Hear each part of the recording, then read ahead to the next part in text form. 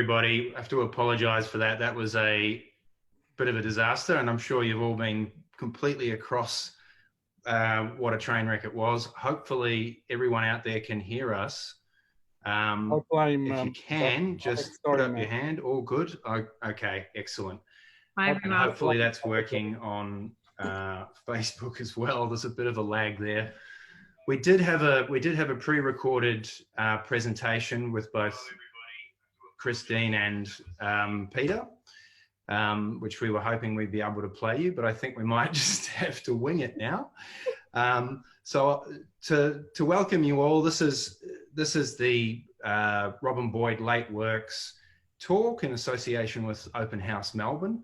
Thank you everybody for coming and for joining us. I apologise for all of that Zoom related technical carnage, but we're hopefully back on track, and this is going to be a little bit more ad-libbed than perhaps it was planned to be, but hopefully that's all good, and I'm sure Peter and Christine will be perhaps even more engaging and entertaining than they were in the presentation, given they've already had a dress rehearsal. So my name is Matt Ward. I'm the director, or one of the directors of Uro Publications, and the publisher of the book, Robin Boyd Late Works, that today's presentation is based on. Before we begin, I'd like to acknowledge the traditional owners of the lands on which this presentation is being made, and I pay my respects to their elders, past and present, and the Aboriginal elders of other communities who may be watching today. Tonight's presenters are obviously Dr. Peter Raisbeck and Dr. Christine Phillips. Dr. Phillips is an architect and senior lecturer at RMIT School of Architecture and an alternate member of the Heritage Council of Victoria. Dr. Raisbeck is an architect, an architectural historian, and teaches at the University of Melbourne School of Design. I did have quite a bit of spiel here by way of background with respect to this book. I'm sure anybody that's watching tonight is familiar with Robin Boyd. He is perhaps one of Australia's, or was perhaps one of Australia's few architects, certainly within his lifetime, to achieve widespread public renown. The reason for that had less to do with his architecture, perhaps, though, than it did with his commentary on the architecture of others. So he was obviously very well known for his book, The Australian Ugliness, and prior to that, he was very well known as a media commentator, particularly within the age. He was also widely published internationally, both in terms of architectural journals. He was a regular contributor to the Architectural Review in the UK, and also published widely on other architects, particular Japanese architects. He published an excellent book on Kenzo Tange, and New Directions in Japanese Architecture was also one of his. Quite highly regarded as an architectural, I guess, an early architectural historian from that perspective, as well as an architect. Nevertheless, there hasn't been a lot of publication, certainly not in book terms, on Robin Boyd. It's certainly not on his architecture. Obviously, there's an excellent biography by Geoffrey Searle, but the only two books that we're aware of that are architectural monographs on Boyd's work, the recent Spatial Continuity by Mauro Baracco and Louise Wright, which of course is excellent, and Boyd's own book, Living in Australia. Both of those books are superb, but both of them are by and large focused primarily on his residential architecture, which really isn't all that surprising, because of course that's mostly what he built. This book is much more interested in, well, it's exclusively interested really in the final 10 years of his life, post the publication of The Australian Ugliness. It's very much concerned with Boyd's attempt to reconcile some of the criticisms that he levelled at Australia's suburbs and cities in that book, I suppose, from my perspective, with a kind of ambition towards a bigger urban vision within his own practice. So we begin to see over that final 10 years of his life, his architectural ambitions becoming more and more of an urban and civic kind of scale. I think that's very much true of the work that's presented in this book anyway. What's especially interesting for me about this book actually is a lot of this work is not that particularly well known. That's partly because a lot of it was actually never built. But certainly, I mean, certainly when this comes to some of his larger multi-residential work, I think a lot of people will agree Melbourne would have been a very different city if he had actually managed to get some of this work off the ground. Certainly be a very different tradition of multi-residential housing, probably for the better. So without further ado, this is probably a good opportunity for me to pass things over to Dr. Raisbeck and Dr. Phillips. We will have a little bit of time at the end for Q&A.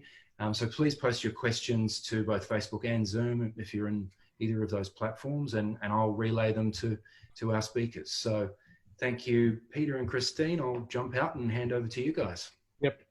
You'll need to make us a host so we can share the screen. So I can share. I'll put up the slides. And thank you, Matt, for the introduction. While Peter's doing that, I would just like to acknowledge that I am speaking from the people, but unseated. Oh, I've been muted. I've been unmuted. Thank you. I'd just like to acknowledge that I am speaking to you on the gorgeous but unceded lands of the Yalukit Willam people of the Boonwurrung, and I'd also like to acknowledge both the Woiwurrung and the Boonwurrung people of the Eastern Kulin Nation, on whose lands Peter and I conducted a lot of our research and wrote the book on, and are speaking from this evening. And thank you for joining us this evening. It's a tricky one. We were hoping to be able to meet you face to face, but hopefully we'll have a face-to-face book launch in September. Yeah. Fingers crossed. And we're still waiting for the screen share, Matt. It says your host has disabled attendee screen sharing. Ah, the joys.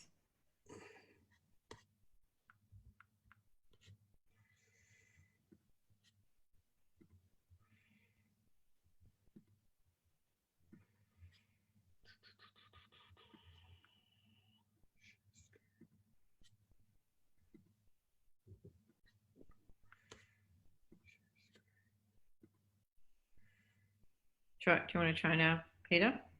I've been trying. Oh. Oops, this could be it. Yep, we're there. Finally. Thank you. I'm assuming everyone can see that. And my partner tells me that I look pretty scary with this background, but this background is actually, in fact, the beautifully designed cover of the book, which was designed by Stuart Geddes. And I think we were going for a kind of 60s orange psychedelic look. So Christine, if you want to kick it off, we'll get moving. Yeah, so this is really an image of what the book is not. As Matt mentioned, we are not looking at his single dwellings, his residence that many of you are probably already very familiar with. We were really interested in his late works and his civic projects and everything but the single dwellings. So that is what we're focusing on, and we're hoping we can offer you something about Boyd that you might not know already.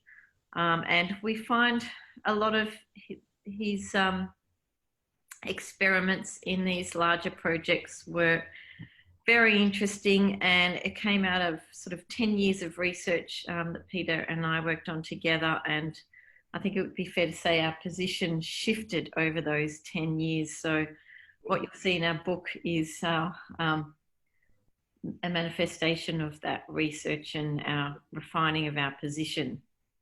Yeah, I think that's right. This is really deep archival work. We use principally the State Library of Victoria archive and the design archives, as well as talking design archives at RMIT, as well as talking to various people.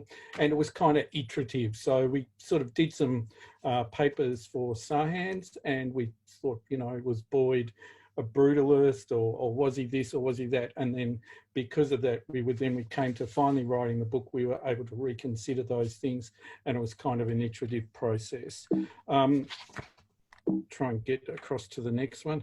So one of the things that we do in the book, which I think is really interesting, is we try and position this work from 1960 through to his death in relation to his main writings of that time, and in particular the puzzle of architecture. We do a relatively deep analysis, and the puzzle of architecture was really Boyd's take of modern architecture up to that point of the mid-60s, and it really espouses Boyd's own belief and his own theories in how he thinks modern architecture should evolve, and indeed how he approached modern architecture, or in his own practice himself.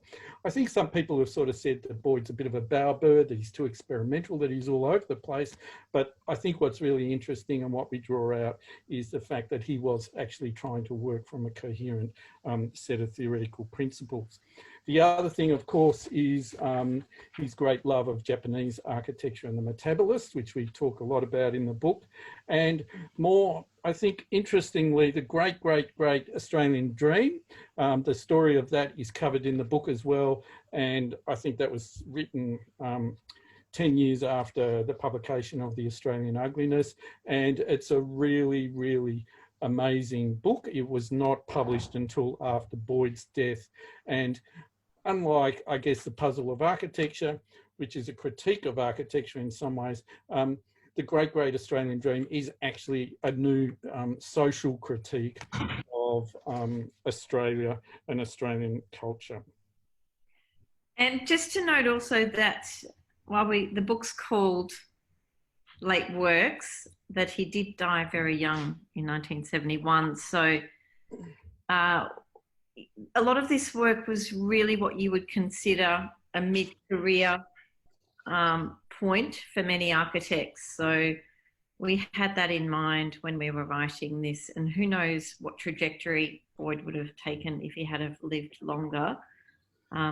But I think that's an important point to make. I think, as we try to argue in the book, and that we have argued in some of our Sarhan's papers, is that you know, for a mid-career architect, they're often experimenting, and they're offering, trying out different things. And I think we certainly see that in the work that we present in the book.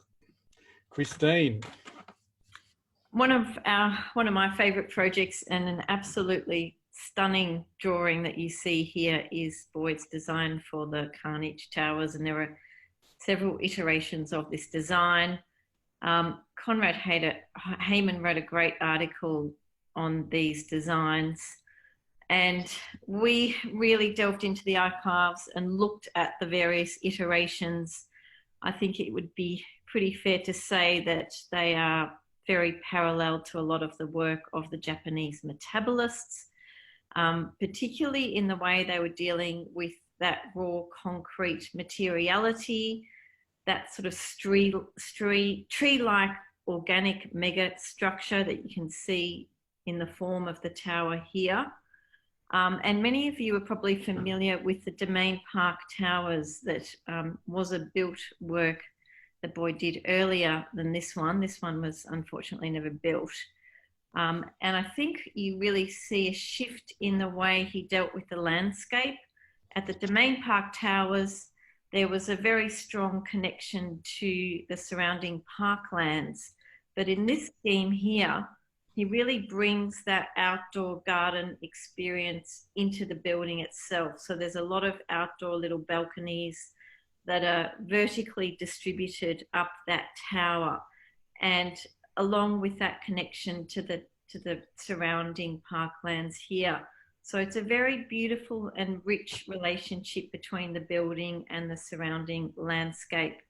Unfortunately, it wasn't built, but I think it would have been, you know, a really great project for Boyd to have left if it had have gone ahead. Did you want to add anything to that, Peter? Except we believe that on this particular drawing, there's a lot of drawings in the book, and really this talk is a bit of a taster for what's in the book. So we don't want to give away too much, but interestingly, we believe that this drawing was drawn by Peter Wilson, the European architect, but also we think that Boyd had a hand in it as well, because we're told that Boyd was really, really good at drawing the trees. So, and I think Peter Wilson was a student, and he just spent his summer with Boyd from memory. Is that right, Peter? Yeah, right. And I think what he did during that summer was the big sort of speculative projects, but you can read more about that in the book. Christine, this one. This one was, yes, so obviously Boyd didn't get a great chance to build big, but he was an architect with big ideas, and he certainly did have ambitions to translate those ideas to a larger scale that you can see here. This was a design for a project for Melbourne in, was it 20, what was the year, Peter? I've forgotten. RACV 65, mid-60s, this one. But it was a design for Melbourne 2000. And yeah, it was commissioned by the RACV, and as you can see, it's quite astonishing. Very, very radical attempt to think about how we circulate and navigate around the cities. So it's this idea of segregating the various modes of transportation as a sort of tiered system. So you have the trams and the buses on one level, the cars on the other. And the idea was to free up the ground level for pedestrians. So it was really foregrounding the pedestrian experience within the city. It is very modernist in its sort of monolithic singularity. But I think it's testimony to Boyd's ability to think at the large sort of urban scale as well. Yeah, and I think that's right. And in the archive, there's some sketches of this project which we weren't able to publish, that Boyd did, that really show that Boyd was really good at large-scale planning and the visualisation of and representation of large-scale projects. So it is somewhat terrifying at the same time. But the only other thing I would say about this one is he worked on this in the office with Helen Tippett, who was a graduate of Melbourne University, who then went in 53 and then went to work with Grounds, Romberg and Boyd early on, then went off to have a family, and then came back in the mid-60s to work on this particular project. And Helen eventually went on to become the first Australasian professor, female professor of architecture in Australasia. And I think part of what we're doing in the book, and you have to read it, is try to get people to understand that Boyd was not a singular genius, but he was surrounded by a network of collaborators. Christine. Another absolutely gorgeous project by Boyd. And one of the things we wanted to do in the book is really convey Boyd's ability to work across many platforms. And today we'd probably call that an interdisciplinary designer. I don't think that term was used in these days, but this is an image of his design for the Expo 67 pavilion, Australian pavilion in Montreal. He didn't design the actual pavilion. That was designed by the state government architect, James McCormick. But Boyd's role was to curate and oversee the design of everything within it, and to really design the experience that the Expo visitors had. And, you know, Expos always have that weird thing of projecting an image of a country, like a microcosm, in a pavilion. And so I think this really tapped into Boyd's interest about Australia and about Australian culture, and about what kind of image could he curate to a broader public international audience. So what you see here is a wonderful array of these sound chairs. There's 250 of them. They were designed by Grant Featherston, whom Boyd worked with a lot over the years. And they have sound speakers inside them. So people sat down in the chairs and they could listen to recordings about Australia. So it was very much an audio experience. And he really thought about the kind of experience these visitors would have as they sort of stepped up the ramp. They were greeted by these hostesses that you can see on the right in these gorgeous orange outfits. And they would sit down in the chairs and they would hear these recordings about Australia. Now, Boyd was very heavy-handed in the script writing for these, and I think that really says a lot about his ambition and ability to masterfully curate this whole pavilion. Peter and I went through all of the scripts, and you saw all of Boyd's markings up of the scripts. So he was really thinking about what kind of image might be projected through these audio recordings. So it was quite astonishing. It was really constructing a particular image of Australia, which was then presented through these recordings. And of course, it was also a technological feat, as you can see by the two guys who I think are from Crawford's Productions, who were down in the basement, or making sure that all the chairs work, because down in the basement there were of the Montreal Pavilion, there were thousands of not thousands, but all the tapes which would then play when someone sat into the chair. And it did offer a bit of a contrast to a lot of the other exhibits at the time, which were very focused on visual projections, and there was a lot of new technology in slide projections and visual materials. So this was a really wonderful sort of counterpoint to what else was going on in that 67 Expo in Montreal. And in the book, we've got more images of that 67, but he really, I mean, by 70 at Osaka, Expo 70, he really upped his multimedia game. And you can see here a model. This is an image from the book, a model. And again, he was sort of the second rate, or the second violinist to McCormick, who was the government architect who did this. I think most people thought at the time, or most critics at the time, most unfortunate sort of hanging dinosaur structure, which was based on a Japanese wood print. And then down here is Boyd's space tube, which was really, in many sense, it demonstrates Boyd's logistical innovation at the time. The whole thing was made in Australia and then shipped across to Japan. Inside, it was full of multimedia, I suppose, contraptions, for want of better words.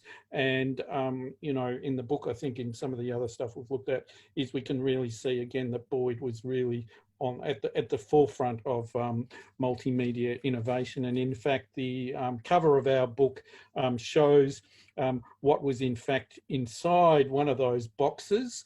See behind Peter there. Behind me, if you can see me, which is actually viruses, because one of the things that they were presenting in the space tube was Australia's biomedicine efforts. So the book has a lot of new archival images like this. We got a lot of these images from the National Archives. This is getting towards the end before we get to questions, but the last project that he did was, again, I thought was quite interesting, but you'll have to see the book to see more fulsome models and images of this. Is Churchill House, which was really his large commission prior to his death, and was in fact finished after his death. And what's really amazing about this one is that it was documented in the office by Paul Couch, and they actually used prefabricated concrete to do it. I think Christine and I went there one day, and it's pretty amazing. And in doing so, they didn't use timber formwork. They weren't using sort of brute formwork, but they actually used plastic forms. And when you go there, what's really interesting about this particular project, it's not like some of the other earlier projects like at Makaki or Court or at Menzies College, which we talk about in the book, where you have these brute forms. This form of concreting or prefabricated concrete was wider than white, and it was as smooth as anything. So it's quite interesting. The other innovation, technical innovation here, was in a lot of the steel work and glazing, is the use of, they were using car gaskets, and they were bending bits of steel and then cutting at them. But also aside from that, we don't want to give everything away about the book. If you have a look at the book and actually buy it, you'll see that Churchill House was indeed, and in Canberra, was an exemplar of massing and a kind of sort of mini set piece in urban design around a particular landscape garden. Christine. Oh, we are not going to talk about this one because we're just going to show it to you. Show it to you. Other than to say this was a project he did in Sydney, and we write about this in our book, and hasn't, from my knowledge, been published anywhere before. So there are lots of nice surprises, and we really wanted to include a lot of the drawings in the book along with photographs because we wanted to share with you our own experience that we went through going through the archives, because it was pretty exciting. Sometimes, you know, it's a pretty extensive task to go through these boxes of drawings and correspondence and so forth. So we wanted to share some of that with you as well. Yep. And there's a couple other little snippets in the book that should interest people. One is an interview from Norman Day, who worked in the office at the very end, and Norman was generous enough to convey some of the work processes in the office to us, and the way that Boyd's working method and his collaborative method. And we also have it's not an epigraph, is it? Because that's at the beginning. No, Maggie Edmond also wrote a beautiful piece on her experience living in a Boyd house as well. So I think that's it. So maybe if I stop the share and we can see if there are any questions. And I can see Jeff. Thanks for coming, Robinson. And thanks for coming. Thank you all. And I have to apologise. Obviously, Christine and Peter, complete professionals, very, very good at managing their way through Zoom and all of these kind of live cast webinars and so forth. But I am a total virgin with this. So you've probably been hearing me banging around in the background and who knows what else. Anyway, we made it to the end. That was, I think, as everybody will probably agree, that little sample of drawings is very, very intriguing, and I can confirm that the book itself is very, very rich in illustration. It was a real pleasure to put together with our book designer, Stuart Geddes. Just so much material that I'd certainly never seen before. Very, very, very fascinating. We have had a couple of questions come through on the Facebook live cast as well as on our Q&A with Zoom. But before we get onto those, I've got a question for you guys. We're obviously quite familiar with this idea of the grand tour and architectural circles, that tradition of the English architect traveling to continental Europe to draw classical architecture and be exposed to all of that tradition. Do you think it's fair to say that Japan was kind of Boyd's version thereof, the grand tour? Was I think so. I mean, when you read his two books on the two books that resulted from his two Japanese trips, I think he really found an affinity with Japanese architecture.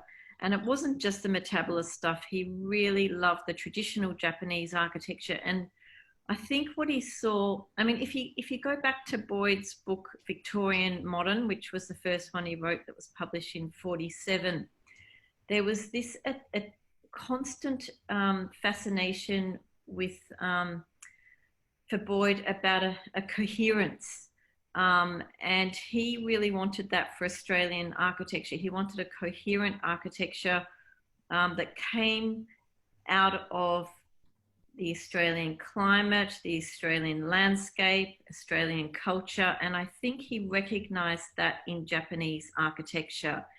He speaks about the way the Japanese interpreted European modernism in a way that was specific to their own traditions and their own specific locale. He really liked the sort of site specificity, and I think there was just a strong parallel that he could see between Japanese architecture and his own vision for an Australian architecture.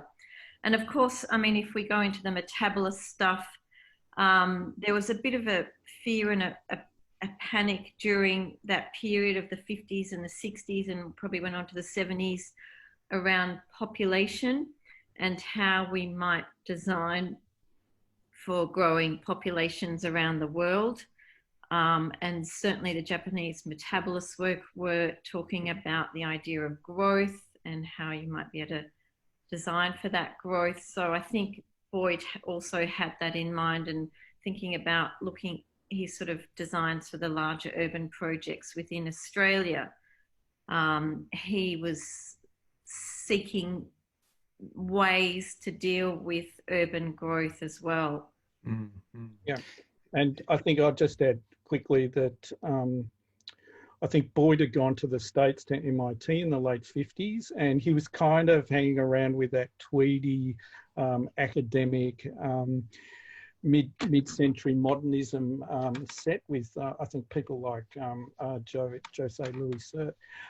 But I think when he came, and it was through his connections that he first went to Japan to do the book on Tungay. I think basically Japan blew his mind. And I think that's really evident in the work that we see in the 60s. And I think, Christine, you're right. And I think you can see that sense of coherence in when you read, or his attempt at that, trying to achieve that when you read The Puzzle of Architecture. Mm-hmm. Just getting back to that question of, I guess, Japanese urbanism in relation to sort of density and obviously population growth and metabolism's influence over Boyd there potentially. We did have a question come from an audience member on Facebook in regards to Boyd's urban theory. Did he ever publish any books on his urban theory? Not explicitly, but I think if you look at The Puzzle of Architecture, when he talks a lot about what he denotes as a third phase of modern architecture, you can begin to see that that search for a sort of coherence is there as well. But Christine might have a little bit more to say about that. But I think his urban theory was thoroughly modernist. Yeah, it was. And he does write on it a bit in the Australian Ugliness. It does give you a clue around that. And I think, Christine, you probably, we've got a chapter in there on the city. And I think his position did evolve and become more nuanced, didn't it, really, from it did, the early mid-60s to later? It did, but I would say he still had a desire right up until his death to achieve a more homogenous city. Yeah. So I don't think, I mean, I changed my position on this through the course of our research, and that's my view. Is that even up until 1971, he was, and you know, we've had conversations with Norman Day about this, and Kirsten's written about this as well. He was a man who was really interested in the single idea. So while postmodernism was coming out and there was this idea of complexity and contradiction and many ideas, I think it would be, I'd agree with Norman Day, Norman Day's position in that even at the urban level, I think he would have liked to have seen that singularity. I don't want to give the game away too much, but obviously we saw that final image of what you could think of as a kind of classical kind of Corbusian radiant city. Do you think that kind of urban scheme is something that he still would have been promulgating by the time of his death in 1971? I suspect that after he went to Japan, I mean, that scheme was very early 60s, the one at the Rocks, but I suspect that after he went to Japan, because his attitudes or his skills at doing large-scale urban projects would have been much more nuanced, for want of better words. And you know, when you look at the Carnage Towers, which we've published a few in the book, and, you know, previously I've written about the first scheme for Menzies, they are megalomaniac schemes. I mean, they are thoroughly modernist megalomaniac schemes. You can sort of say that. But by the same token, the people, the young metabolists that he was mixing with in Japan or meeting or looking at the work of in Japan, particularly in as you can see in New Directions in Japanese architecture, those guys, they were doing huge projects too as Japan industrialised and grew throughout the 60s, like massive projects. But so I think, yes, he would have been in the same sort of groove or bent, but I think, you know, the sort of urban design and the tactics probably would have evolved over time and been relatively nuanced had he lived. There's an interesting tension there, isn't there? Because, of course, Boyd is arguably one of Australia's first published architectural historians. He was a defender of architectural heritage. He was passionate about it. And yet, obviously, those modernist cities are really all about kind of tabula rasa renewal, demolishing everything. Do you think he recognised that tension in those positions? Oh, I'll flick past that one to Christine. I'm not sure he did. I really am not sure he did. Yeah, I mean, it's difficult to say. I think we might have seen quite a different Boyd had he lived another 5 or 10 years. But, I mean, as Peter said, I think he was still really after that big one vision. Right. But it was still guided by a search for coherence. And I think certainly, some of the bigger projects in Japan, bigger urban design projects, he would have been well aware of the kinds of strategies and tactics. Yeah, I mean, having said that, that RACV scheme, which does look really very extreme, did take into consideration the contours of Melbourne. Yeah. So he did always have that interest in connecting to the existing conditions. And I think that's probably where he may have differed from some of those earlier modernist schemes, in that he wanted to design specific to a place. So maybe that's where some of those nuances come out. Yeah. We've got a hopefully slightly less curly question for you from one of our audience members. Yeah. What did Boyd die of, and what do you think he would have done if he had lived? Peter? It's a tragic story. He died on the operating table. Yeah.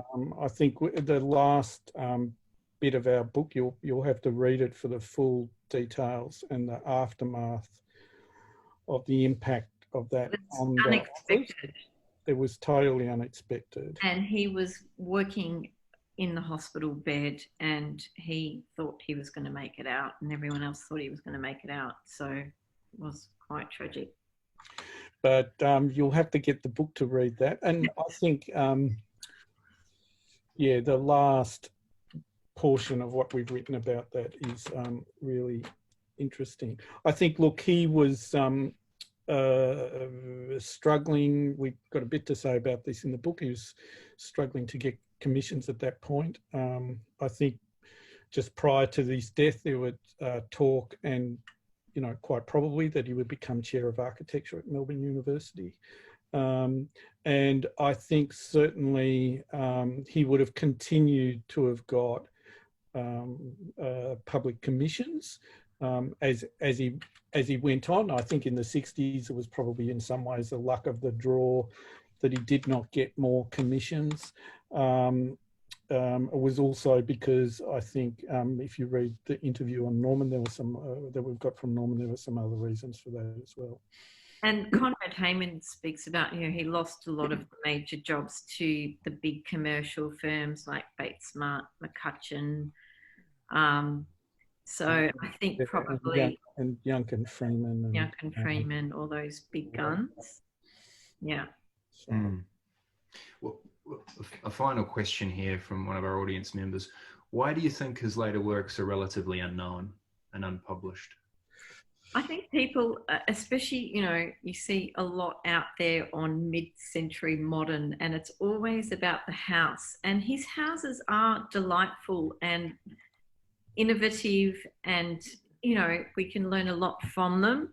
So I think people have just been so compelled by those that a lot of the other projects have just been somewhat neglected. And I think also, you know, the fishbowl people being a bit upset or been a bit obsessed with that. And I think really what we've done, it has taken, you know, 10 or more years of deep archival research, not just skimming over the archive, but going back again and again and checking and rechecking things. So I think there's a certain element of effort involved to bring this stuff to the fore. And, you know, it's not a, I mean, I think there's a lot more material there in that archive, and certainly in the RMIT Design Archive, and certainly in the National Archives. Because the thing about Boyd and his circle, if you want to call it that, which I would include Romberg in as well, and certainly the collaborators in the office, such as Berenice Harris and other collaborators and people who worked in the office, in that period was really connected into Australian society. So I think there's a lot more work that people could do in the archive, and I welcome that. And our book was not an attempt to provide a comprehensive survey. We've selected projects to look at more deeply rather than provide a whole sort of survey. And we certainly did find another few surprises, so we might have to do a second edition. Yeah, well, that's it. Buy the book, and then we can have a second edition with more projects and more pictures. On that point of why haven't people looked at the later works, I think also because my daughter popping up in the background. I think that because a lot of these works weren't built as well, it does require that labour of going through the archives as well, because they are speculative, they are unbuilt, and it is a lot harder to research them as well. And I wonder if there's a bit of a tension there as well between the perhaps slightly more polite kind of domestic scale residential work and then some of the metabolist towers we saw in Carnage. They don't necessarily gel with the way we like to think of our modernist architects in Australia, I suspect. They're a bit more confronting, they're a bit more brutish. They're certainly much bigger in scale. And I wonder if there's a kind of not self-censoring, but a sort of subconscious censoring of the narrative around Boyd there. Do you think there's any truth to that? I think to some extent the narrative around Boyd has been sort of toned, you know, his radical experimentalism, if you want to call it that, in some of these works has been toned down. And then the other thing is, I think he's been mythologized to no end. And I think one of the things that we really wanted to do was to say, well, let's try and look behind the mythology, and let's try and really position him in within the sort of networks of people and, you know, within the society and social classes that he was working in. And there's quite a bit of that in the book, and that points to the people that he collaborated with, and it also points to his status, his position as a member of a cultural elite, which he probably, he certainly was. And I think the material that we discuss about the Great Australian Dream, which is a book. After you buy our book, you should go out and get that one, if you can get your hands on it. It's an amazing, social critique, and yet, in other assessments to Boyd, you know, we have sort of self-censored things, I think, to a point. Just on that question of hagiography, there is actually a question up on Facebook that I've just spotted. Do you think Boyd is our most influential or greatest architect? Bit of a curly one to close on, maybe. Just a hand grenade. I'll lob that out there. Yeah, thanks a lot. I think one of the things I'm interested in now is between Boyd's death in 71 and the Four Melbourne Architects exhibition of 79, which was Norman Day, Peter Corrigan, Greg Burgess, Edmund and Corrigan, Greg Burgess and Peter Crone. It's really an interesting point where, you know, you have this sort of changing, if we want to call it that, changing of the guard from a sort of gentleman architect to a more democratised profession, perhaps because as a result of the Whitlam project, you know, and I think from that point of view... Yeah, how do you assess that? If you look at contemporary Melbourne practitioners today, is that how you would assess it? And if you were going to assess it that way, then you would probably say no. I think Peter's right. We've sort of, the things have changed. We've moved in different directions. I'd certainly say he's probably one of Australia's most well-known and celebrated. But I don't think there's a lot of Boyd that you'd see evident in contemporary practice. I don't know, maybe there is. I mean, certainly in the work of Baracco Wright, you get some Boyd influence there. And of course, there's well, I was gonna name a few names as to my favourite Australian architect. Better not. But the other thing I think I was going to say, which has almost escaped me, is the great thing about Boyd, and every architect should aspire to this, I think, is the fact that he was a public intellectual. And he was not caught up in, you know, internal debates or, you know, jargon or, you know, rivalries as far as we can see. I mean, he was certainly ambitious, but he was a public intellectual and an expert communicator across so many different, in so many different medium. And I think that's something that all architects should aspire to. And he straddled, of course, both the professional and the general public spheres with his media work as well, didn't he? So by that measure, he was very influential at the time.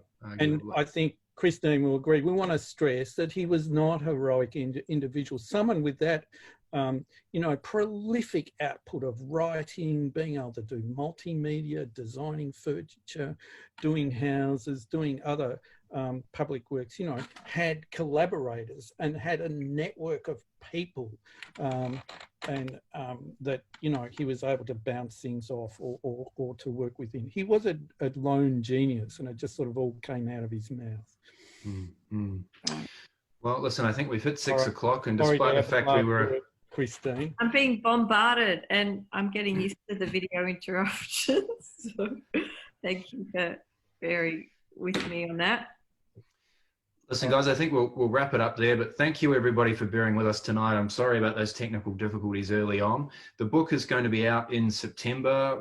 We'd love to be able to have people into our bookshop, but of course it might not be possible. You can, however, pre-order the book now. It's a very limited print run, so I'd encourage you to do so. We think it'll probably sell out very quickly.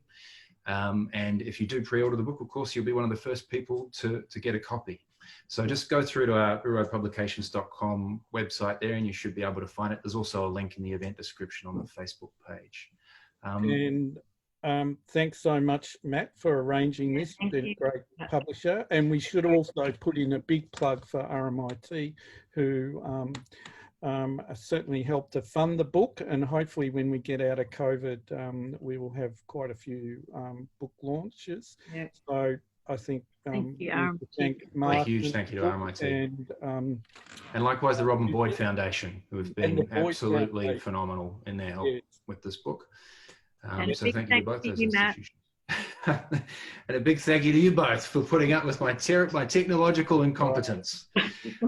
And thank you everyone for coming along. Thanks all. Bye. Good night.